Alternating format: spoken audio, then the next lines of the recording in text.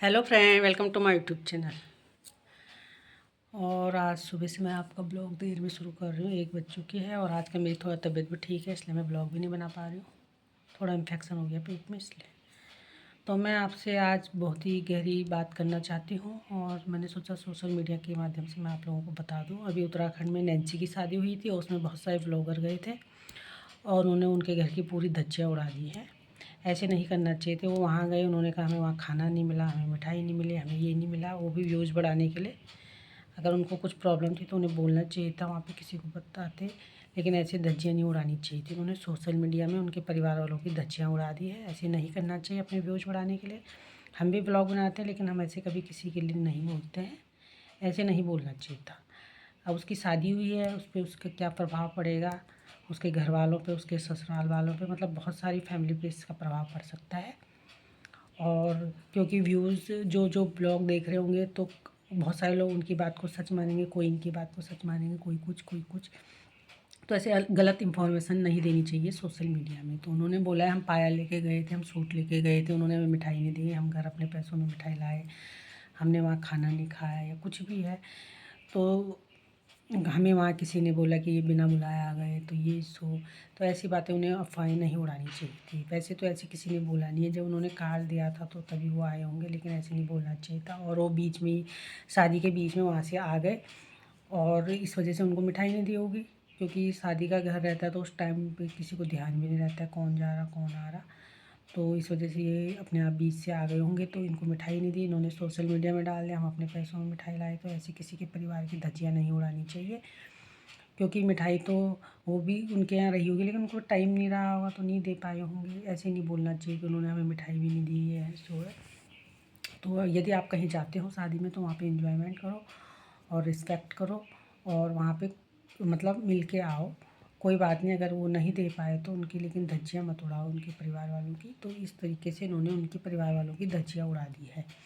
तो social media media के माध्यम से मैं ये बोलना चाहती हूँ कि लोगों को ऐसे नहीं करना चाहिए। जब किसी की शादी में जाओ तो वहाँ पे थोड़ा एंजॉयमेंट करो, पहले तो हेल्प करने की कोशिश करो, नहीं तो यदि आप हेल्प नहीं कर सकते तो किसी का मजाक मत बनाइए। और फिर वो भी, इसकी जिसकी शादी हुई है उसके परिवार में इसका क्या असर पड़ेगा, उसकी फैमिली में, उसके ससुराल वालों में, सब पे उसका असर पड़ेगा। तो ऐसे नहीं करना चाहिए था। तो नैन्सी की भी शादी हुई है उत्तराखंड में, उसमें बहुत सारे लोगों को उसने बुलाया था। तो उसने भी बोल दिया है कि मैंने बहुत बड़ी गलती कर दी उन्हें बुला के, कि उन्होंने मेरे परिवार की धज्जियाँ उड़ा दी है, ये है सो है। उन्हें कुछ भी प्रॉब्लम थी तो मुझे बताते। हाँ, वैसे उन्होंने उन्हें बताना चाहिए था, ऐसे सोशल मीडिया में नहीं डालना चाहिए कोई भी बात हो। हमें सोशल मीडिया में तभी डालनी चाहिए जब हमें उसके बारे में पूरा, मतलब पूरा वो हो कि हम इस बात में पूरे श्योर हैं, तभी। ऐसे नहीं डालना चाहिए गलत गलत बातें, अफवाहें। क्योंकि इससे उनकी इमेज पे फ़र्क पड़ता है, उनकी फैमिली में फ़र्क पड़ता है, बहुत सारी चीज़ें हैं।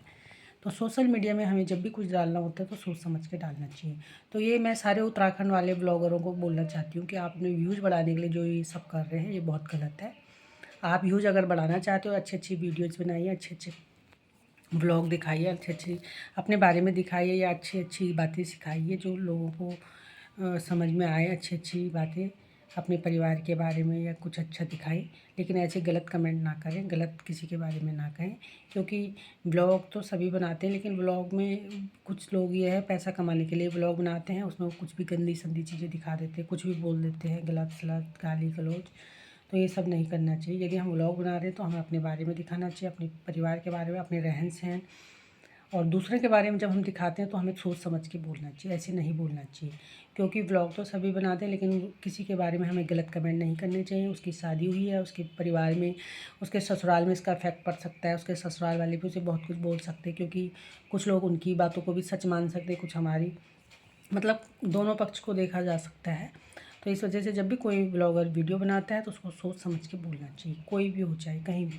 पर लेकिन शादियों में अक्सर ये होता है, उत्तराखंड में लड़ाइयाँ भी बहुत करते हैं लोग, कुछ लोग तो लड़ाई करने के लिए आते हैं शादियों में।